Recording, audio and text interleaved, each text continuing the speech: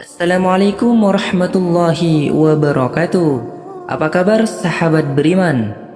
Selamat datang di Khazanah Islam.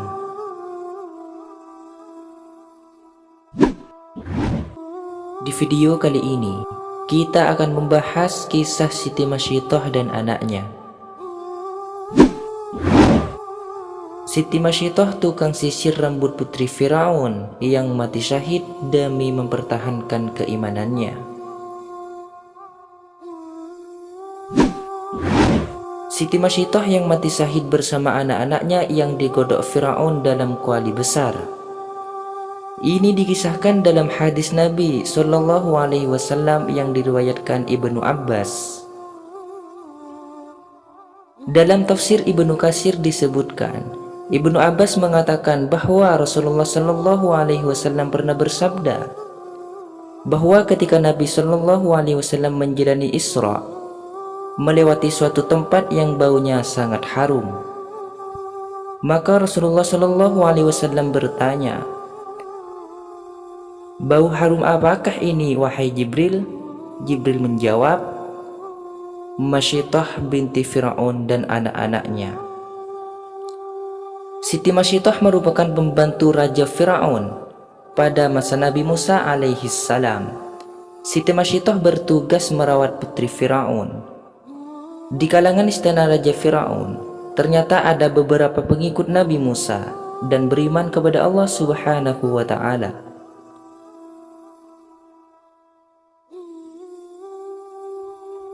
Selain Masyiطah, juga ada Siti Asyiyah yang tidak lain istri Raja Firaun.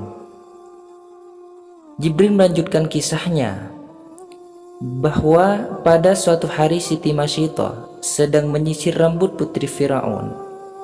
Tak disangka sisir tersebut terjatuh dari tangannya. Maka Masyiطah pun mengambilnya sambil mengucapkan bismillah dengan menyebut asma Allah.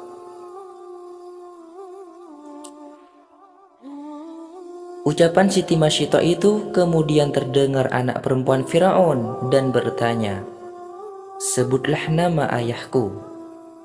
Masyiطah berkata, "Tuhanku, Tuhanmu, dan Tuhan ayahmu adalah Dia." Anak perempuan Firaun bertanya, "Apakah ada Tuhan selain ayahku?" Masyiطah berkata, "Benar, Tuhanku, Tuhanmu, dan Tuhan ayahmu adalah Allah." Maka Firaun memanggilnya dan berkata, "Apakah engkau mempunyai Tuhan lain selain dariku?" Masyiطah berkata, "Ya, Tuhanku dan Tuhanmu adalah Allah Subhanahu wa Ta'ala. Rabbi wa Rabbukallahu Ta'ala." Firaun kemudian memerintahkan kepada para pembantunya agar menyiapkan suatu kuali besar, lalu belanga atau kuali itu dipanaskan dengan api.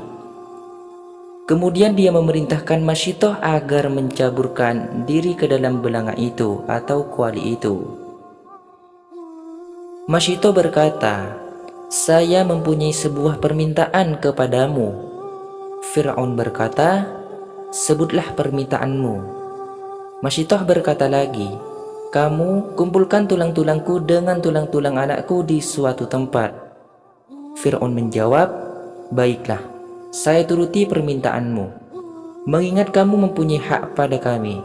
Firaun memerintahkan agar Masyiطah keluarganya dilemparkan ke dalamnya. Mereka dilemparkan seorang demi seorang hingga sampailah giliran anak Masyiطah yang masih menyusu padanya. Melihat anaknya yang masih bayi, sempat membuat hati Siti Masyiطah ragu karena tidak tega melihat anaknya ikut digodok dalam kuali besar. Anehnya, anak Masyiطah ini dapat berbicara padahal masih bayi. Kuasa Allah Subhanahu wa Ta'ala itu membuat hati Siti Masyiطah kembali mantap dan yakin dengan imannya. Saat itu, bayi Masyiطah mengatakan, "Qi'i wa la tataqa'as fa innaka 'alal haqqi." Wahai ibuku, Ceburkanlah dirimu ke dalamnya. Janganlah takut karena sesungguhnya engkau berada dalam jalan yang benar. Nabi Shallallahu Alaihi Wasallam bersabda, ada tempat orang bayi yang masih dalam buaya dapat berbicara, yaitu anak Masyitoh, saksi Nabi Yusuf, teman Jurej dan Isa putra Maryam alaihissalam. Setelah anaknya diceburkan di kuali besar oleh pengawal Raja Fir'aun, giliran Siti Masyitoh yang diceburkan. Tanpa ragu, Siti Masyitoh pun masuk dalam kuali yang mendidih. Siti Masyitoh dan anak-anaknya pun mati dalam keadaan syahid. Harum semerbak menyeruak dari dalam kuali yang mendidih itu. Setelah itu, Fir'aun memenuhi permintaan Siti Masyitoh dengan mengumpulkan tulang berulang mereka dan dikuburkan dalam suatu tempat. Saat melakukan Isra Mi'raj, Rasulullah Shallallahu Alaihi Wasallam bertanya kepada Jibril, bau harum apakah ini? Jibril menjawab, Masyitoh binti Fir'aun dan anak-anaknya. Jadi itulah kisah Siti Masyitoh dan anaknya. Jadi ya sahabat beriman, iman tidak terlihat akan tetapi dirasakan. Iman adalah kekuatan ketika kita merasa tidak memiliki apa-apa. Iman adalah harapan ketika semua tampak hilang. Semoga kita selalu diberi keimanan oleh Allah Subhanahu wa Ta'ala. Amin ya Rabbal Alamin.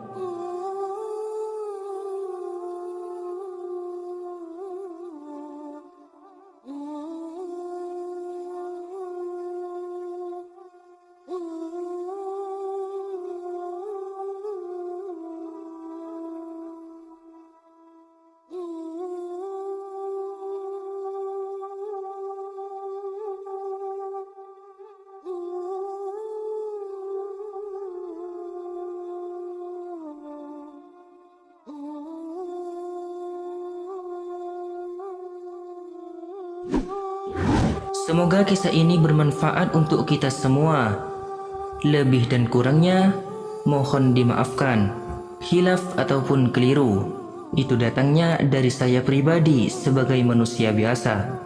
Saya akhiri.